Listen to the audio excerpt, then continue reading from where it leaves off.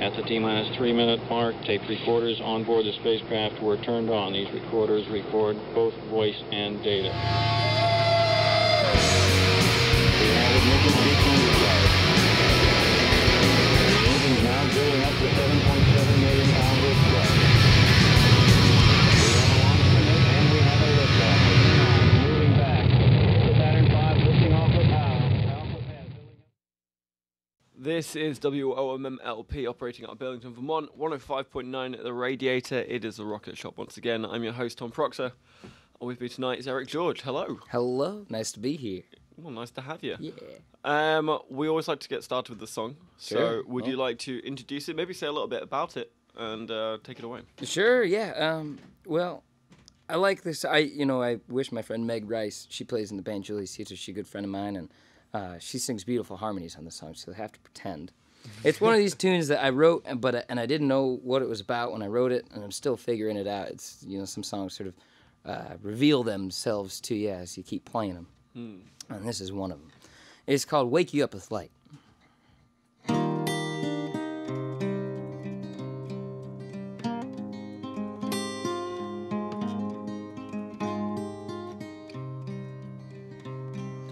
Julia and Mary, Lucinda and Louise, they all danced on the limbs of the old white oak tree, and me like the breeze, blowing wild and free, blowing wild and free.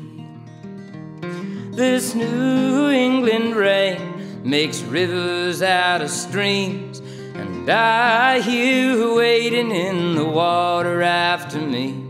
I said, honey, it's almost autumn. How can you still be green? How can you still be green?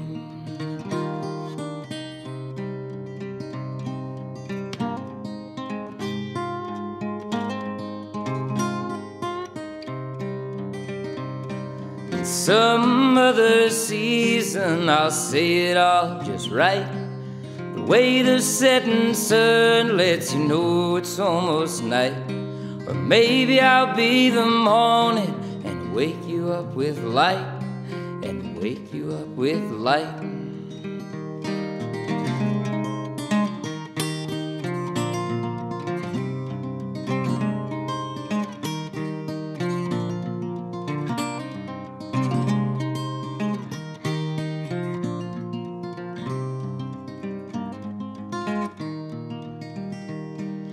Julia and Mary, Lucinda and Louise, all blown away just like the autumn leaves, and me beneath the white oak tree singing Jubilee, softly singing Jubilee.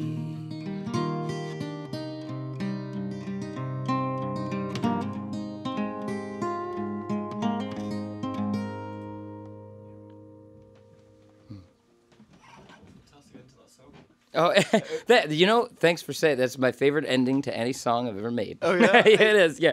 Yeah, it came by accident. And it feels so unexpected, but it's like having the last mouthful of a really nice cake that you could eat all over again, you know? Exactly. The favorite bite at the very yeah, end. it's just like, I could eat more, but I shouldn't. Exactly. Yeah, I wanted to keep going, but I really shouldn't. Yeah, Well, yeah, it leaves you completely sassified. It's well, I'm glad to hear fantastic. it. Yeah. You were saying just before you played that wonderful song, Wake You Up With Light, by the way, by Eric George. The meaning of the song transitioned for you over, I don't know, months, years. What did it start out as in terms of when you were writing it, what were you writing about, and what's it turned into now? Well, I mean, it's hard to say. I mean, some songs I'll sit down and I sit down knowing what the song's going to be about. But sometimes it's just, it all happened at once. And so when it comes that fast, it's hard to process it in the moment. So that particular song, I don't think it had a meaning to start out with. It was just a lot of words that were just supposed to be connected. I mean, I guess it means all kind of different things now, but yeah. Well, in terms of records, that one wasn't from your latest one, because the latest one has very much a different style. Yeah. That came out in November last year, called "Song of Love." A Song of Love. I put it on Bandcamp and set it to private. I kind of have this fear, like, of if my house burns down and all the music on my hard drive gets burned up, I'm like, all right, I'm gonna put it on the internet.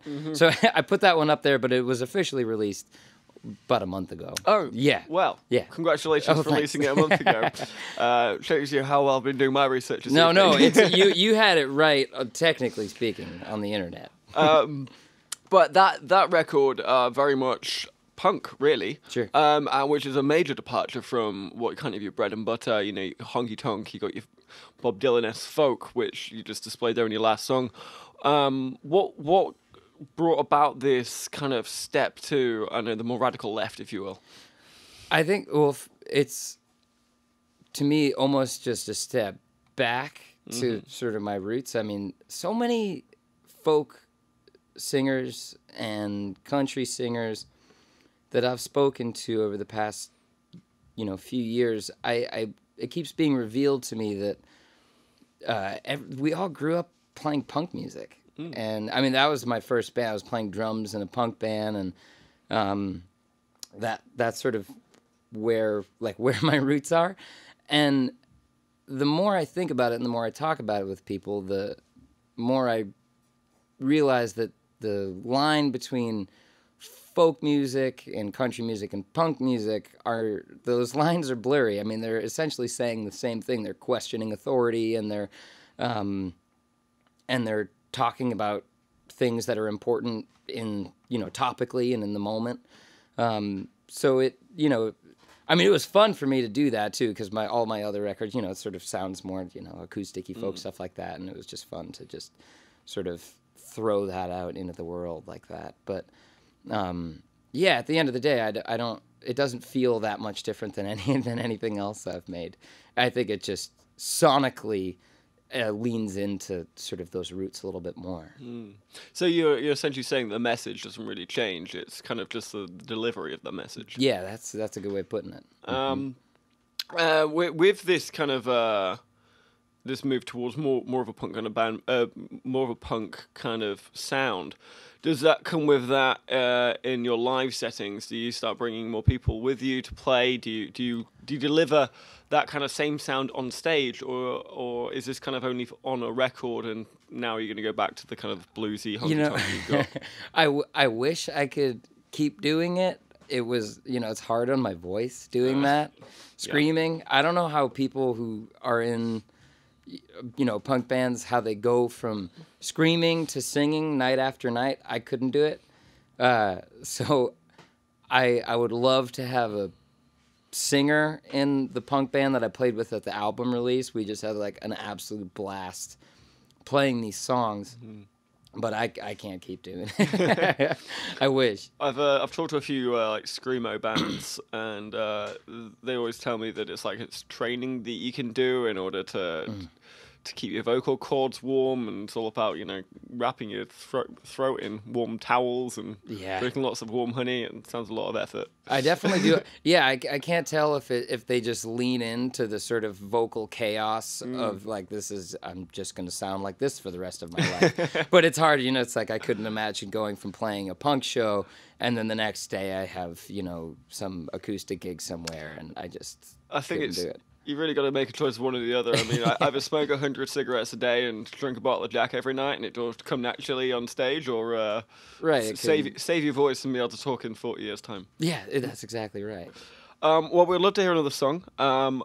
If you'd like to introduce it again, and tell us which album is this one from. Oh, okay. So by the way, that last one is not on any album. Playing any new stuff I'm writing and working on, it's just more exciting to me to play it. So I'm going to do something I don't usually do, especially this is like on the radio and that kind of thing, but I'll just do it anyway. It's a brand new song. Oh, wonderful.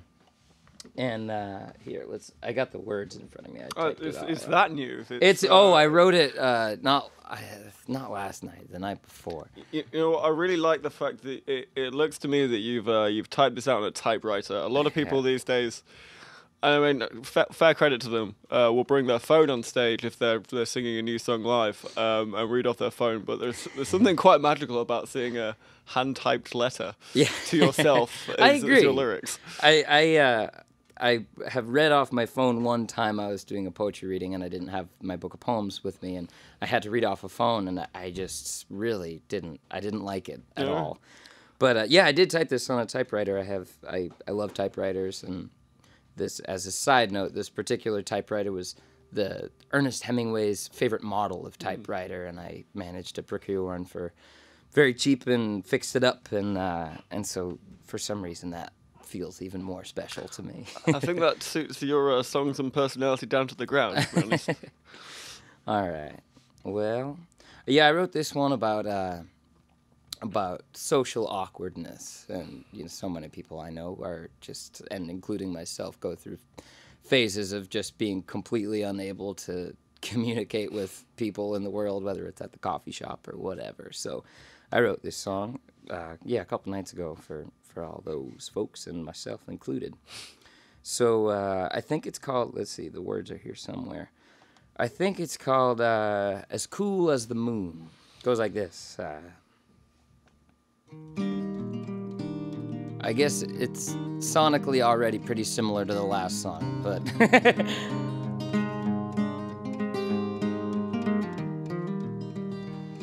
There's people all around you, the questions feel untrue. Hey, how's your day? What's new with you? Feeling like a crossword, trying to find the right word. Give me another try, I'll find it this time. And if I don't, I won't be as cool as the moon, but I'll sing this little tune. The expectation holds you, the interaction folds you. You're trying to feel at home in your body and your soul. And then somebody needs you, but it's solitude that feeds you. So you do your best to feel and give them something real. But if you don't, you won't be as cool as the moon, but you can sing this little tune. La da da da da dum.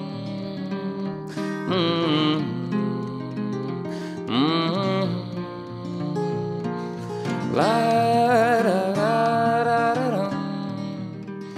Da da dum. Da da dum.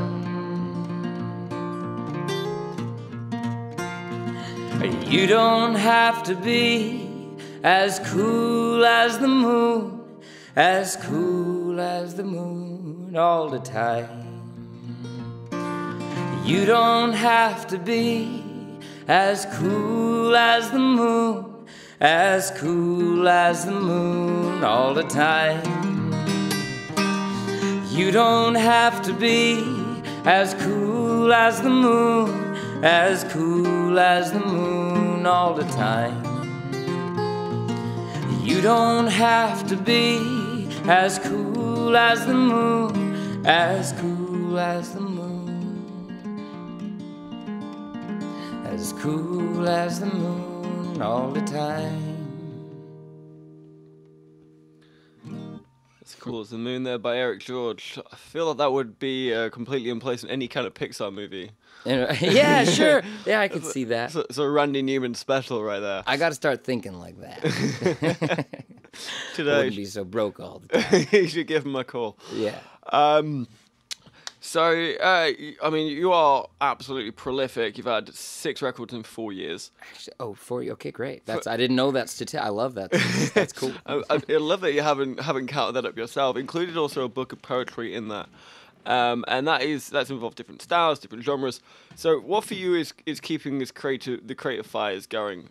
Because even tonight you're coming in with new songs. It seems like there's no kind of end to the amount of songwriting that you do. So yeah, how does this keep going? Where are you finding creativity all the time?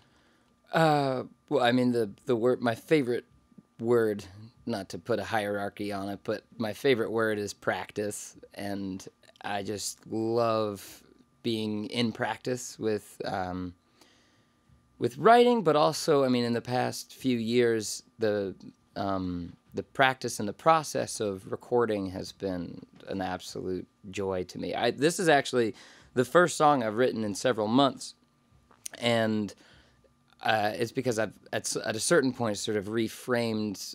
For so long I was, I guess, not obsessed, but constantly writing songs and having that be the criteria for sort of successful creativity, and I've sort of reframed it in ways that I now think that, okay, I have other things to practice, like, sound engineering and mixing and sort of all the other aspects of, music recording and that kind of thing.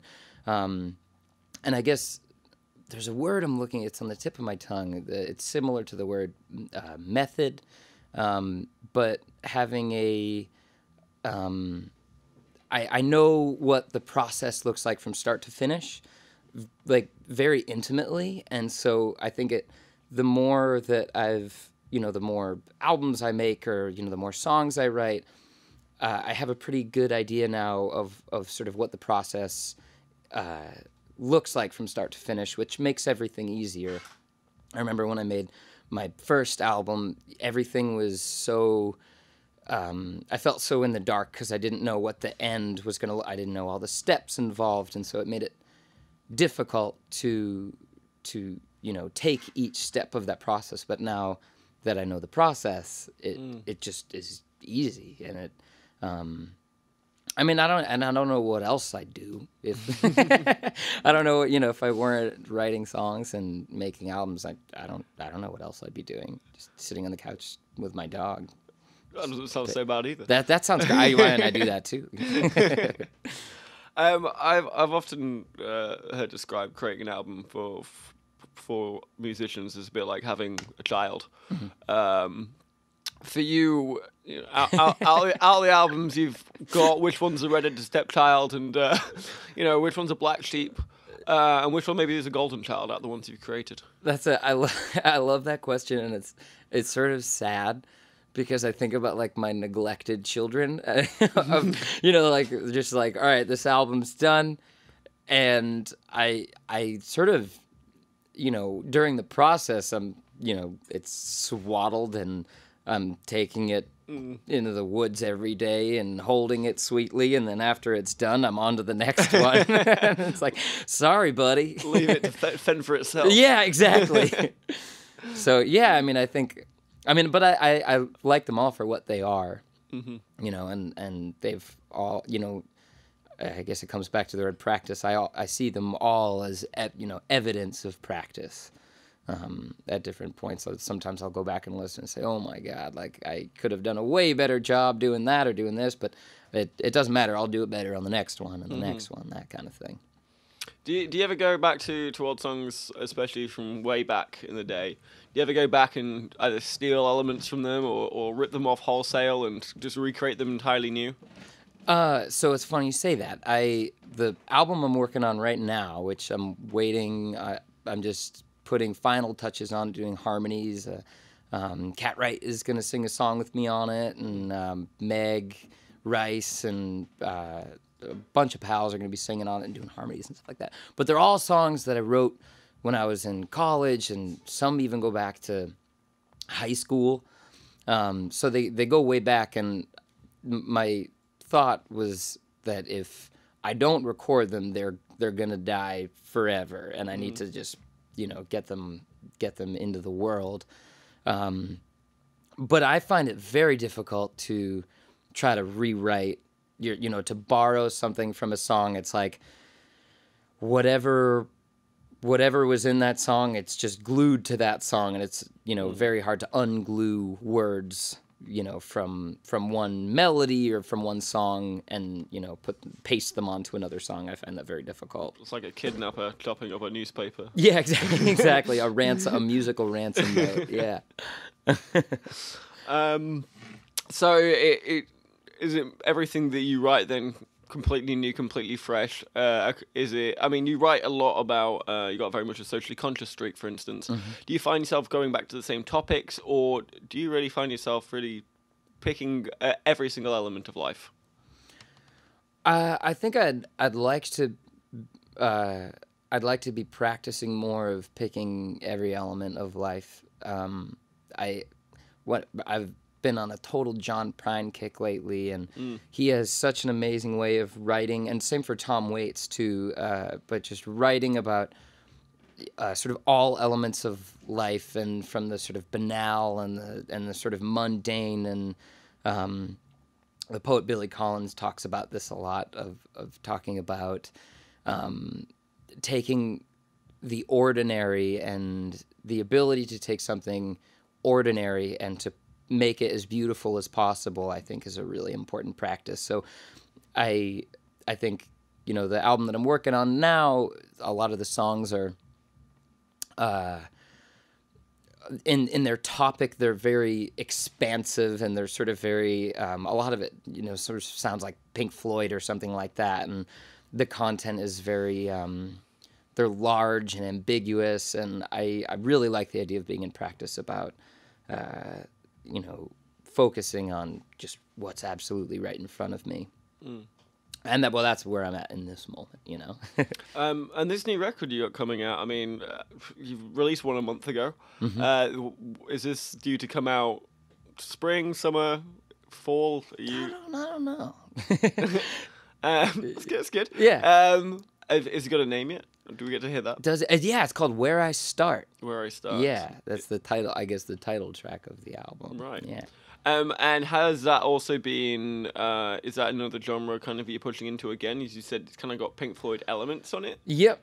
Yeah, definitely. It's psychedelic's not the right word, but a groovy might be the right word. It's definitely got a lot of grooves in it.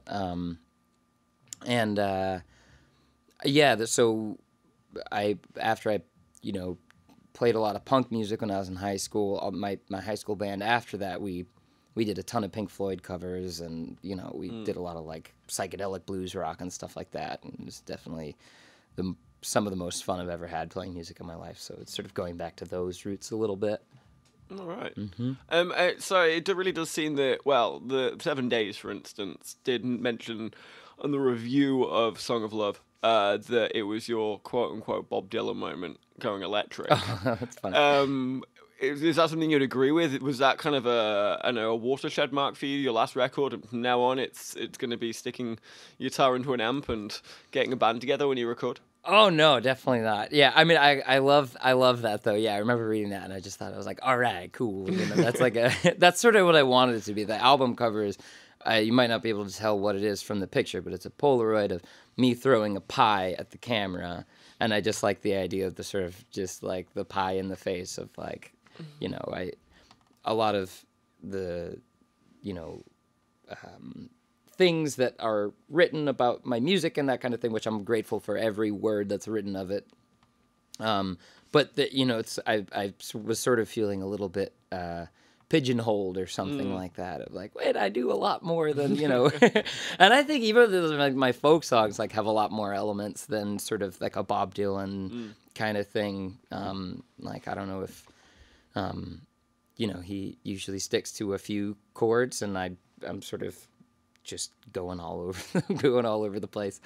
But I think that, you know, one of my intentions, you know, after this record of old songs that I'm sort of revitalizing and breathing life into, I've been really wanting to make an album of roots music. You know, some of my favorite country songs and some of my favorite folk tunes, just use a Tascam 4-track and sit in a room and just record them. Because, there's so many songs that aren't necessarily popular folk and country songs, but they're gems to me, you know, and I love doing that digging and finding all the sort of, you know, the great obscure old folk songs. So would it be an album of covers, or would it just be inspired by? Oh folk no, songs? it's yeah. I mean, it's funny when talking about American folk music, calling them covers. It feels like a strong word for, you know what I'm Yeah, saying. It yeah. feels like a strong word for something that it does belong to all of us, Right. and it is in my body, and I'll sing it as my own song, just like everybody's saying it in their own way. Right, I always a lot of those old classic, old school country songs and folk songs that were songs for decades before anyone actually got any recording studio. That's right. You know, recording equipment even. So yeah, I suppose they're not really covers. They kind of more belong to the common. Yeah. I wonder when the Commonwealth. word cover even came along. I mean, I wonder if that word sort of came about in the sort of corporatizing of music and sort of the calling it that. I mean, I'm sure that must have come along, you know, in the 50s or something like that. Right. You did a cover of a song. When intellectual property rights started. Yeah, started exactly. Coming into the fore. If anybody knows about that, message me. Call in to Call- our non-existent phone line. Non-existent hotline. Oh, phones are going off the hook. Well, I'd love to hear another song. So yeah, just let us know a little bit about this one and Sure. take it away. Let's see, what should we do here? Well,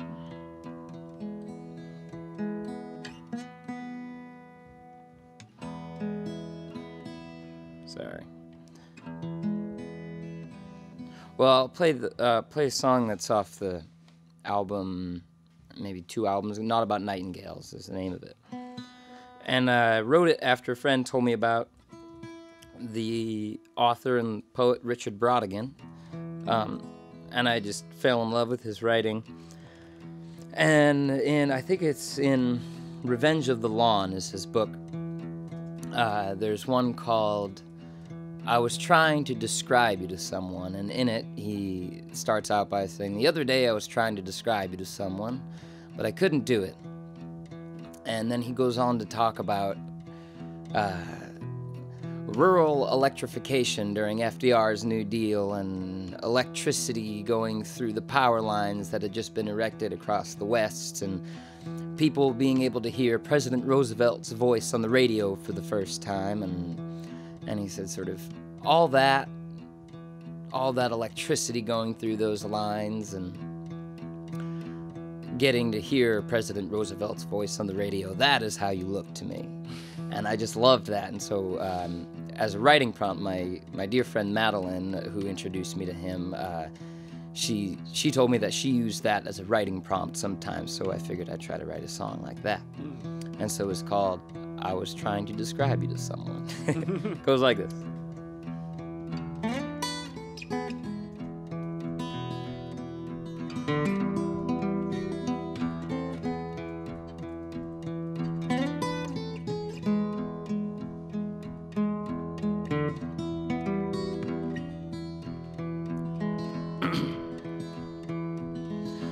To describe you, oh, I looked at the mountain, doubting that those shades of blue could define you. To describe you, oh, I dug through the tomb, but all the riches in that room live inside you. And I could say you look like sweet Liza Jane, and I could say you look like Barbary Allen. For your face's timelessness traced onto times of no telling.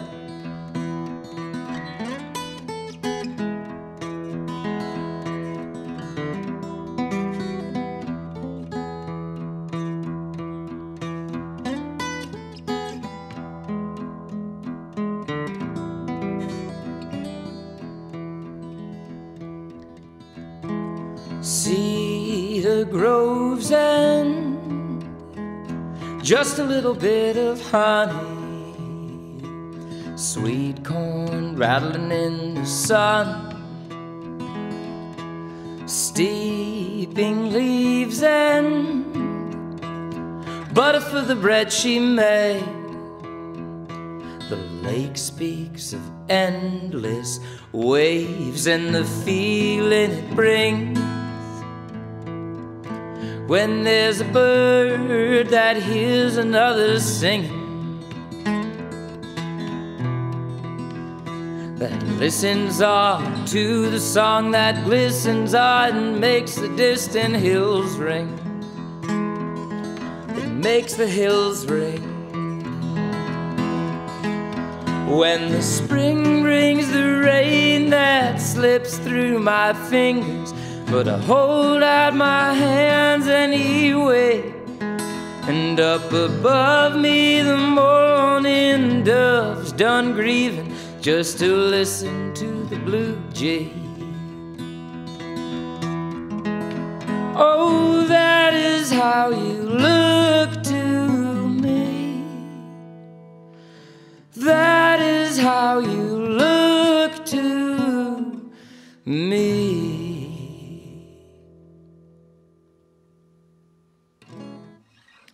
I was trying to describe you to someone by Eric George there. And who was it you were trying to describe? That's an interesting question. Sometimes when I write songs about people I love, it's a sort of like amalgamation of all the qualities. So it's about a person, but it's also about, I guess, the idea of the person. So I dedicate it to my friend Madeline, who introduced me to Richard Brodigan. Right. But I guess it's about an idea or something like that. Okay. Yeah. And kind of like riffing off what you created today to write down your lyrics. You know, you've got that typewriter, and obviously you use it relatively often, because with your other records, with coming with these records, when you buy them, you get books of lyrics that have been hand stitched, which I'm assuming you typed out as well. And I think the last album came with a photo book. Mm-hmm. So, what story are you trying to bring? What additional story are you trying to bring with these add-ons to these records? Well, partly, I mean, I love vinyl records, and one of my favorite. I remember growing up, the first record I ever got was The Doors' "Waiting for the Sun," and inside it, you open it up, and there's this big picture of a lizard, and there's all these sort of cool things about having a physical copy of an album. And I made my first album I pressed on vinyl, and it was just this big financial disaster, and so it's just so much money to do records and that kind of thing. But I really like the idea of having a sort of tangible evidence of work and practice. And so sort of, all the books that I make, I make those all with the help from my friends. I get together and we have these big book sewing parties, and so I think part of it is just having, for this last album, it's just a digital download code in the back, because you see even CDs are pretty expensive, and so being able to share with somebody a physical copy of something that you worked on, I think, is really important. It's nice that you give that little extra offering, especially if something is digital, because not having that thing you can grasp onto makes you sometimes forget that you've got those things still in your possession. Like having, like when you listen to a record on Spotify, do you ever feel that you have that record, even though it's just as much to hand as any other vinyl? It doesn't really feel the same. I don't feel like I bought it in the same way I bought, my CDs when I was 15 or 16. Right, totally. I do have, I was thinking about this just the other day, the Minor Threat discography. They're one of my favorite bands, and I've had the same MP3, I bought it once.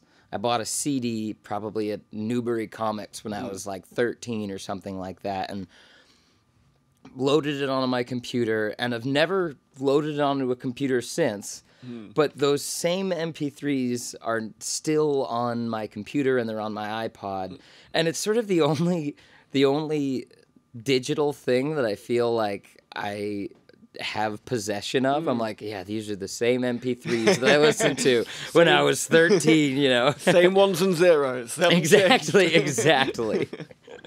Preserved all these years. Yes, yeah. It was, you know, it just struck me just the other day thinking about that. It's very interesting to think of, especially, I suppose you're probably around the same age as me, where, I mean, I don't know about yourself, but I definitely grew up as a young child, grew up in like a non-digital age, and then kind of transitioned into the digital age, and yeah, thinking about those kind of early days where there was it was a lot more of a blurred line between the two. You know, CDs that you uploaded onto your computer, which you spent hours putting onto iPods, and then burning it onto CDs for friends. Right. Yeah, that's interesting to think about.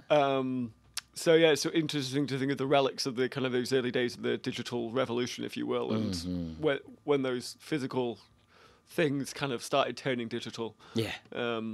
Yeah, I feel grateful that I got to catch the tail end of that. Right. You know, same thing for recording music. The first songs I ever recorded were on this, I still have it, this Tascam 4-track that I dearly, dearly love. And I'm very grateful that I learned how to record music on a piece of analog technology as opposed to a digital one.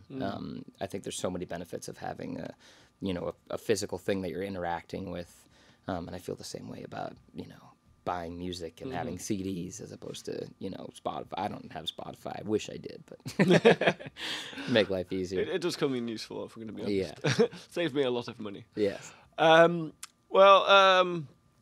Yeah, talking. I completely lost the question there. In which case, we'll go to a different area. You play live a lot. This month alone, I think you're playing six different gigs in March. And that's not exactly unusual for you. And when you're not playing official gigs, I often see you down on Church Street and you're busking. What is it about playing live for you that is so addictive, I'm assuming? And how does it feel different? What do you learn playing live that you don't learn playing in your room, writing songs for yourself? Well, I mean, these days, playing live is a necessity financially. I play music full time, and it's in my mind, it's like, okay, I'm going to work. I'm just going to play this gig, and that's my job. So it's definitely transitioned a lot from even 5 or 6 years ago, something like that. Of like, I'm gonna go play live and play all these songs, and it's gonna maybe change somebody's life. And now it's just like, okay, I'm gonna go and do the best I can in that moment. And it depends, it definitely depends on the gig too. If I'm playing at a loud bar or something like that, which I don't do that much anymore, I'm gonna play a lot of covers. I think energetically it's very exhausting to play my own songs and have them not necessarily be received. If I'm in a situation where people are listening, I'm going to play all original music. And so I think that's one of the rewarding things to me about playing live, is sort of to have a reciprocation of the energy that I put into writing a song and the energy that came through me when I was writing a song, and have that be given back to me through the audience, and through the people who are listening. But yeah, a lot of the time it's not like that, which is, that's just the way it goes. But I play a lot. Also, if you look on my website or whatever, on the Bands in Town page, it's like I have these gigs, but I also play for the elderly a lot, and do a lot of assisted living places and that kind of thing. And those are I leave some of those places sometimes, I'm like, that was the best I've ever played. And they're some of the most rewarding gigs. And because in those, I play a lot of songs that those folks grew up on, and they'll sing along and that kind of thing. And so those are incredibly rewarding live music experiences for me. I think that's the most punk you can be as well. Assisted living facilities. It is. Thank you. I feel like it is punk rock. It's an easy thing to play at a bar. Try. Yes. If you make the folks at Sunset Downs scream, then you've made it. That's exactly right. They're the hardest audience to play to. Yeah, it's true, and it's good practice in not necessarily paying attention to the response of the audience, because a lot of you're not going to get a big loud cheer at the end of a song, but you just have to trust that you played the song well and that they enjoyed it. And that's carried over into, some places you'll play and it's like people are drinking and talking and nobody claps, and that's great. I would feel uncomfortable if people felt obligated to clap every time I was done with a song. So it's been good practice and just sort of shutting that, need for validation that a song was played well, shutting that off. It's good practice. And kind of talking about you putting your songs out into the world and hearing people connect with them. What song for you personally is the one you feel really most connect with your audience? And then which song for you personally is the most personally important song for you? That's a tough question. Well, let's see. A song that I think I guess it depends on sort of what emotional level or what aspect of people's experiences they're connecting with. The album I came out with last, called Two Hands, was songs of resistance, and so if I'm playing out somewhere and I play a song I wrote called The Gentrification Rag, about, building up cities and gentrification, people connect with that and they, enjoy that. It's like, it's almost like comedy. It's like a comic says something that you can relate to and people, deeply enjoy knowing, oh yeah, I've had that experience too. So there's that aspect of connection. And then there's, I think, a sort of maybe deeper emotional connection that people have to certain, more heartfelt songs. So it's hard to say because I don't really know what criteria to sort of measure that, Fair enough. Sorry, that was an evasive answer. No, it's difficult to kind of pin down one song. Right, yeah, for sure. That was my way of saying I don't know. In a fantastic way. I can tell you're a writer. And is there any song that for you is most important, the song that you connect most with? I think it's whatever song I've most recently written. Yeah, I think that's, that's why I was excited to play that newer one that I played, because I think it makes sense that whatever song is most recent is the one I'm most sort of connected to. A song that, since I wrote, I've enjoyed playing every time. There is a particular song that, it's called Beautiful Decay, and every time I play it, I always enjoy playing it, and I like connecting with people with that particular song. If you want to hear it, I'd be glad to play it. Oh, please. I wrote it after I went with some friends and saw John Prine play in Levon Helm's barn. Get this guitar in tune. And I was just totally blown away by the whole experience and his performance. And there it is, the culprit.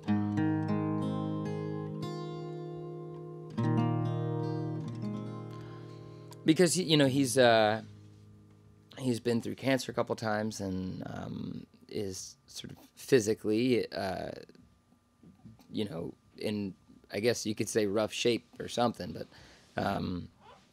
But he's got so much energy and is creating so many beautiful songs, and it's just still so full of musical and energetic power, And it reminded me of this recording by Hank Williams Sr. that I heard,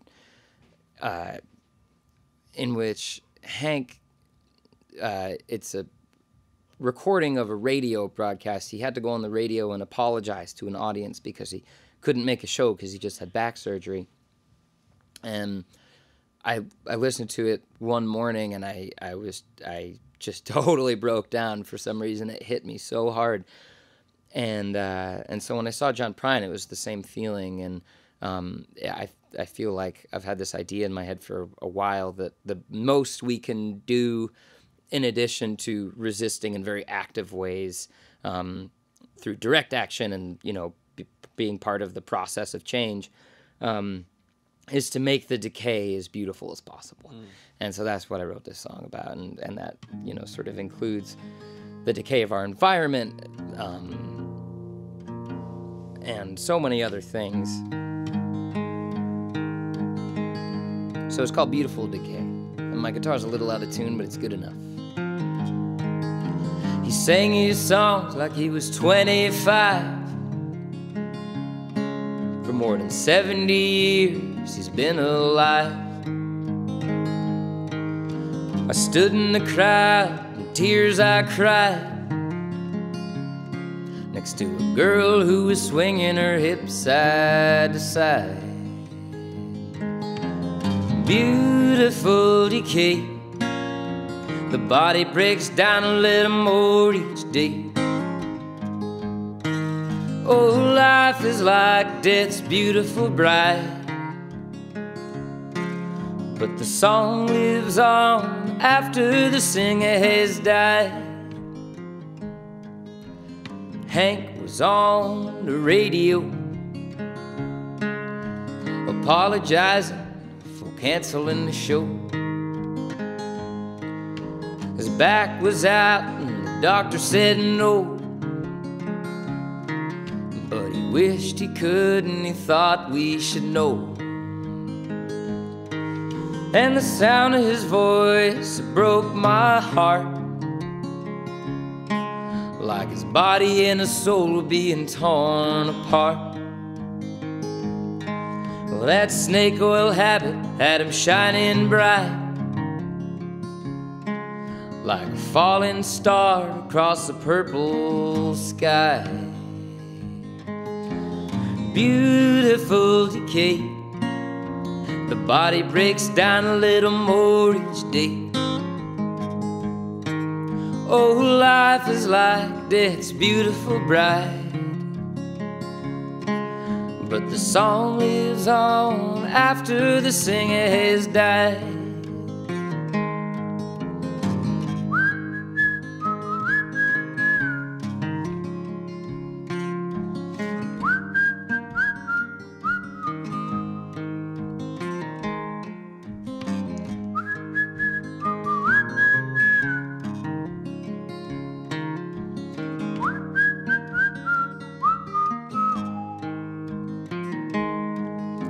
The world is born and the world decays, and I'm left wondering what to do and say.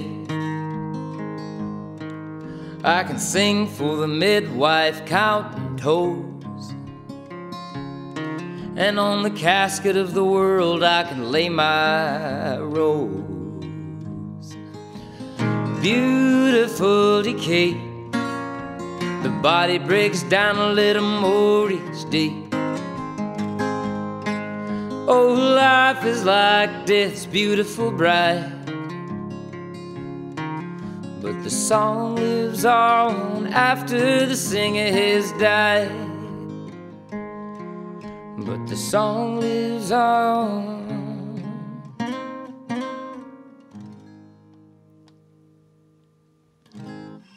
Beautiful Decay there by Eric George.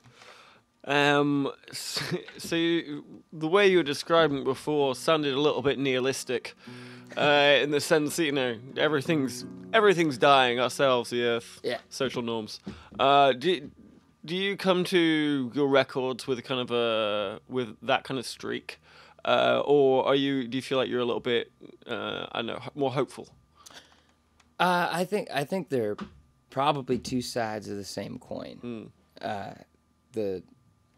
I definitely wouldn't describe myself as a nihilist, for sure. But I think that the acceptance and grief involved in what's going on in the world is fuel, I guess, for sort of the fire needed to try to change things. So I think that, yeah, I guess all I could say is that they're very, very closely related. And I mean, we've kind of talked earlier on tonight about this. You've definitely got a socially conscious streak in a lot of the lyrics of your songs. Especially your last album was kind of a resistance album, and that's not surprising. It came out the year that Trump was inaugurated. What is rock and roll or folk or punk's place in keeping people aware? I like that question. I definitely know what I've spent a lot of time thinking about not only what it does, but particularly what it doesn't do. I think that it'd be easy for me to think that writing those songs is the extent of my participation in trying to change the world. I think that music and putting music out into the world and the music industry, everything is so saturated that let's be real, that's not going to change anything. However, all movements require songs and sort of artistic interpretation in order to sort of contextualize a lot of the discussions, I think. And so I think that music does a really good job of sort of informing the emotions and the sort of deeper aspects of what a movement is trying to achieve. And so I think it's a way of interpreting something much larger, which, looks like direct action and looks like, real change, in terms of policy and being in the way, Maybe the butterfly's wings that creates a tsunami around the world. Yeah, I mean, I think that the song itself is not going to be I have no delusions about I'm gonna write this song and it's gonna change everything. That's the overly hopeful, optimistic view, and a very self-important and sort of self-righteous, almost egotistical way of looking at the art that one might make. Right.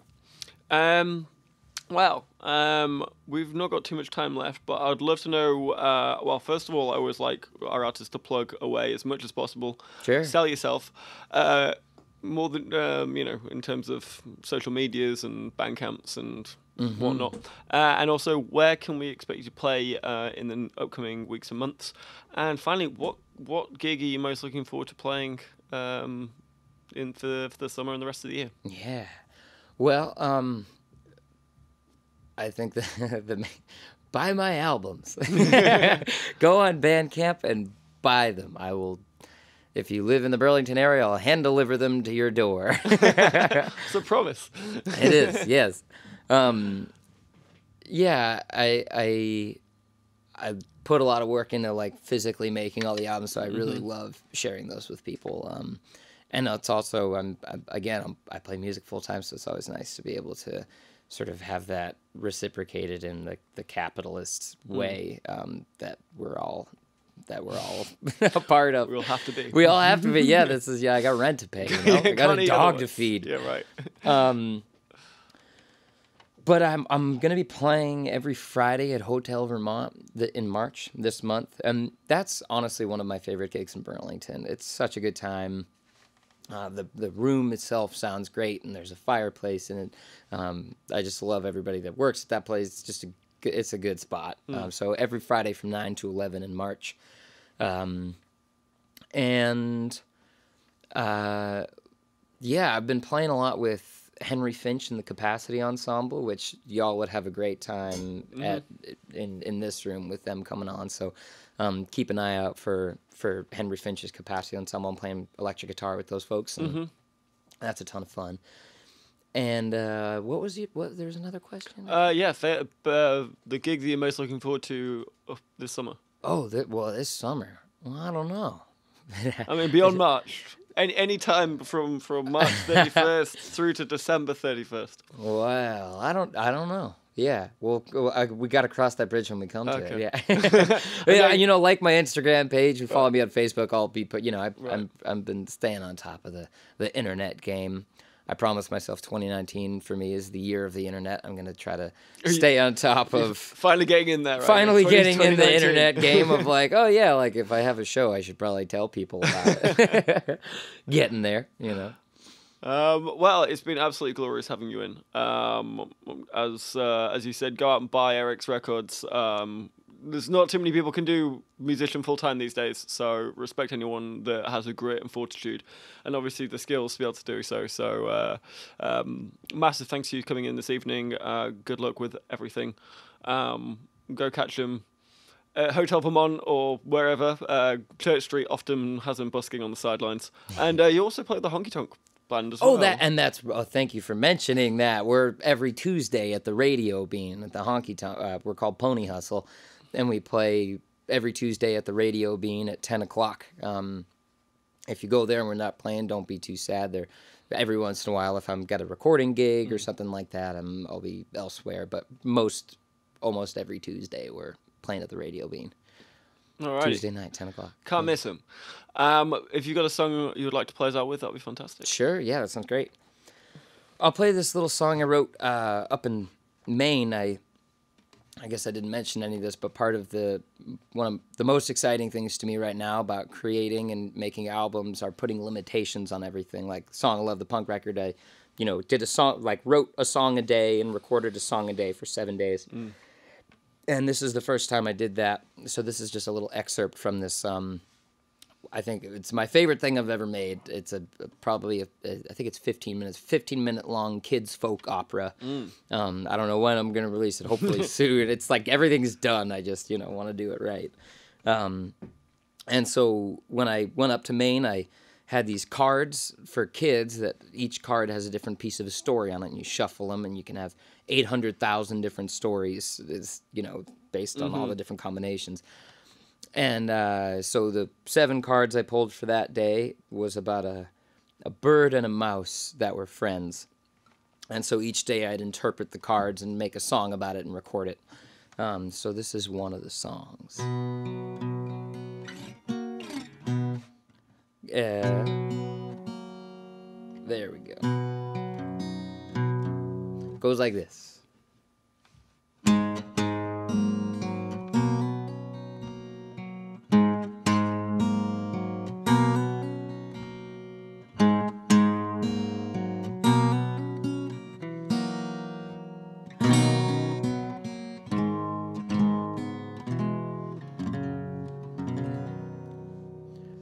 Set the brown out to the speckled bird. You're friends with a mouse, and it's absurd. We don't understand you at all. Said the vole in the hole to his friend the mole. That little black mouse has lost her soul, and we don't understand her at all.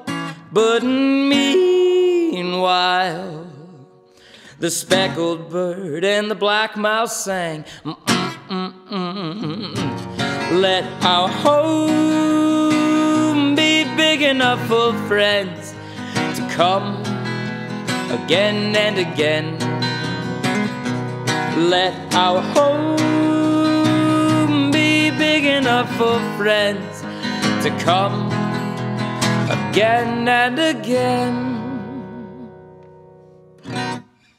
I love Just a little excerpt. Wonderful. Well, Eric, thank you so much for coming on once again. Thank you. Yeah. When the next several albums come out, please come back again. Thank you so much. This has been a lot of fun. Thanks.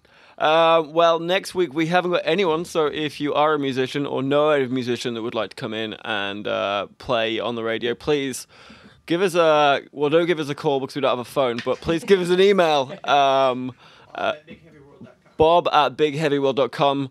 Our wonderful producer Bob over there will be happy to talk with you and get you in. So yeah, we are looking for musicians next week. Please come on, and we'll listen to you play.